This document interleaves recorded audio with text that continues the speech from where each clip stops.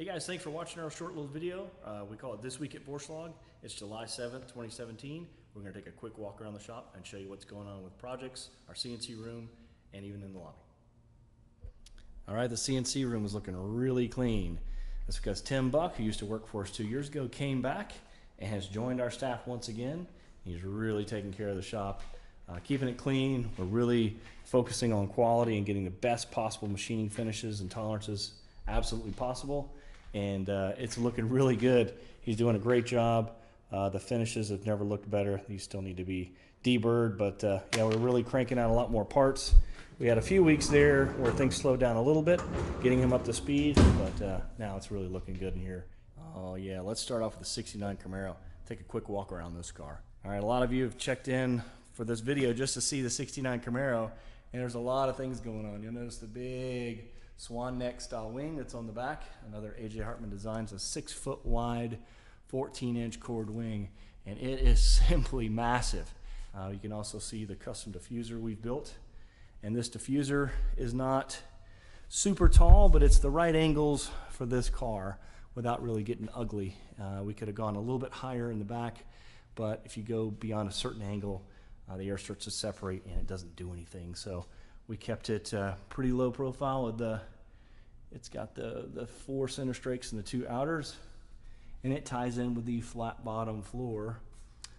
This 1/8 inch thick series of panels, 6061 T6 panels that either bolt, rivet, or bond to the floor, or some combination thereof.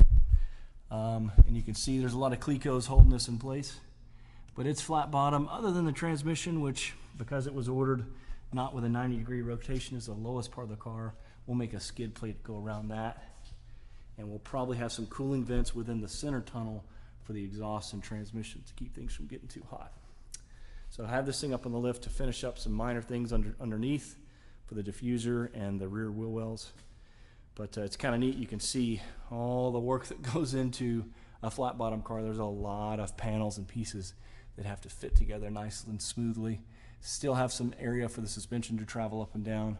And we've got this bit of a kick down here for the dual plane splitter that was done for both downforce and styling reasons. It looks really slick, ties in with these kind of canard pieces and tire walls on the side. And all the front sheet metal is either custom aluminum that we've built here that go into the various coolers, or the aftermarket aluminum panels. So in the back, you can see, it's not just the outside of the car that looks pretty. It's got to be functional and sealed up. There's a few more little detail things where these will bolt together flush and tie into the diffuser panels. But yeah, all of these panels back here for the inner wheel wells are all handmade here at Vorshlag. A lot of work, and he's kind of finishing that up now. And we'll get the car buttoned up and get some laps done in this thing soon. We're excited to see this one on the road, or at least on the track. All right, the big monster E46 M3 has gotten a lot of work done in the past several months since I've done one of these videos. Custom steel flares have been built to fit around a 345 rear and 335 front on an 18 by 13 wheel. There's a good bit of work up inside under the fender too to get the tire to swing full lock. Still got a mock-up motor in here, but the 468 engine that was custom built for this car by Horsepower Research is finished. They finished it yesterday, so we're going to pick that up and get that in the car next week. We've been busy building new prototype engine 7/8 full-length headers to give this bigger engine, the 7.7 liter, a little bit more room to breathe. This car is being built around an ARE 4-stage dry sump system, and we're using, for the first time in our shop, we're using a 2010 to 2013 C6Z06 set of accessories. It's tighter front to back than the Camaro accessories that we've run in the past. It'll allow us to tilt the radiator and get more hood venting going on. So the front end of this car is rather unique. It's got an aftermarket 1M style front bumper cover that the customer wanted, but also an A.J. Hartman carbon fiber hood that goes along with the A.J. Hartman carbon fiber roof that we'd already installed on this car. All right, here we have a 3rd gen Camaro. It's one of the later 91 or 92 model cars. Gary, who is a NASA CMC racer, has one of these cars for a street car he's doing. It's got some neat custom stuff on it, some mid-length headers. We built an exhaust system, installed 2 different sets of subframe connectors for him. We're working on a triangulated strut tower brace. We just remounted a couple things under the hood to make it all tidy.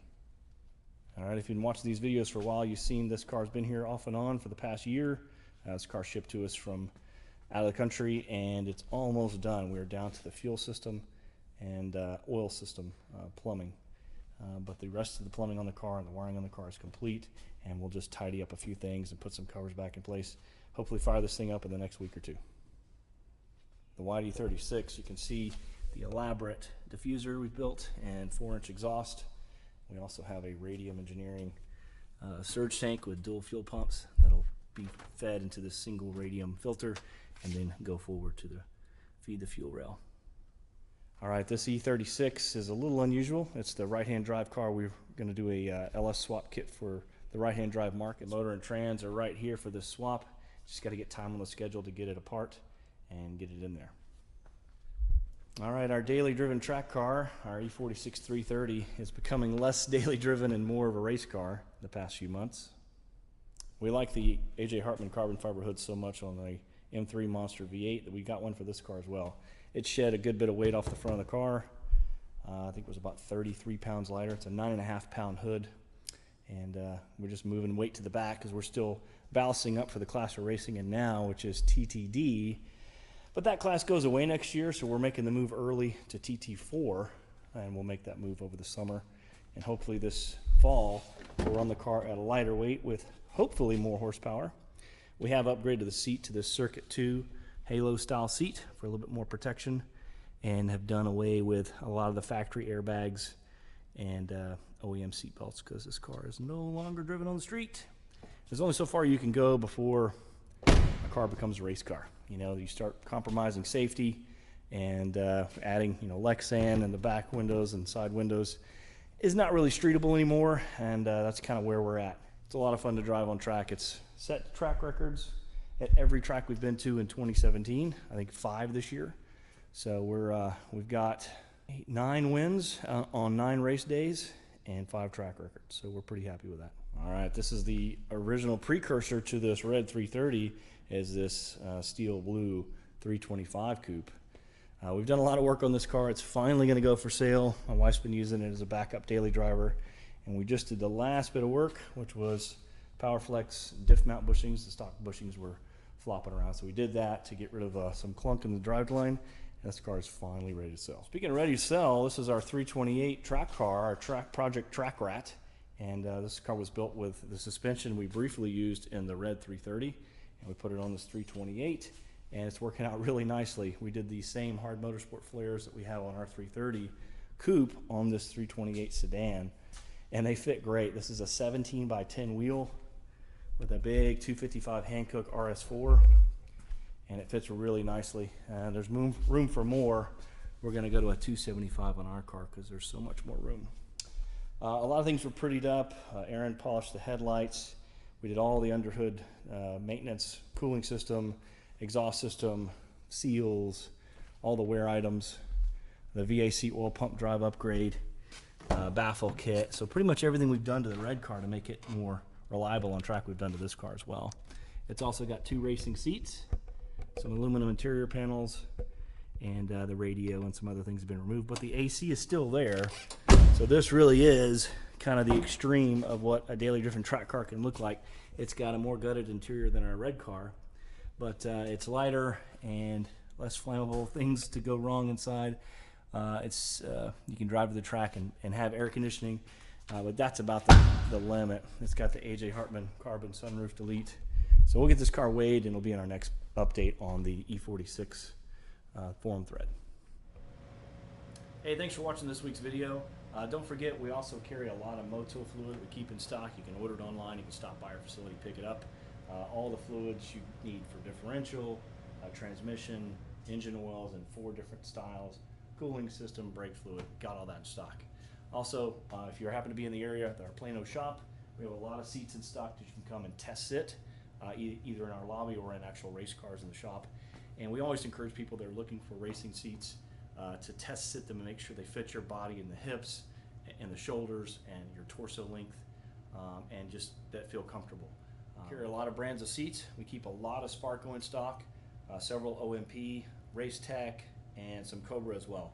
So come by and take a sit. Again, thanks for checking in this week, and we'll see you next time.